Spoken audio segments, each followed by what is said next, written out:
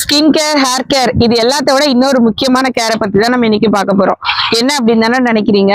நான் வந்து இந்த ஹோல் டே வந்து பர்ஃப்யூமே இல்லாம என்னால வந்து கடத்தவே முடியாது, அந்த அளவுக்கு எனக்கு பாடி ஆர்டர் இருக்கும், அதாவது வியர்வை நாற்றம் இருக்கும் அப்படின்னு சொல்றவங்களா நீங்க?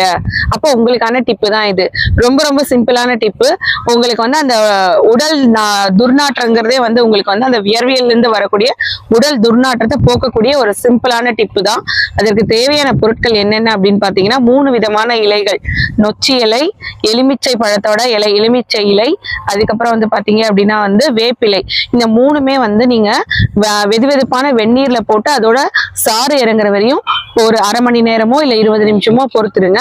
அதோட வந்து பாத்தீங்க அப்படின்னா ஒரு 2 சிட்டிகை அளவுக்கு கற்பூரத்தூள் அதை பொடிச்சு அதையும் நல்லா கலந்துக்கோங்க.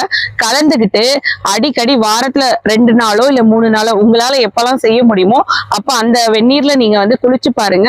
உங்களுக்கு இயற்கையாவே உங்க வேர்வையில வரக்கூடிய அந்த துர்நாற்றம் குறைவதை நீங்க கண்கூடா பார்க்கலாம்.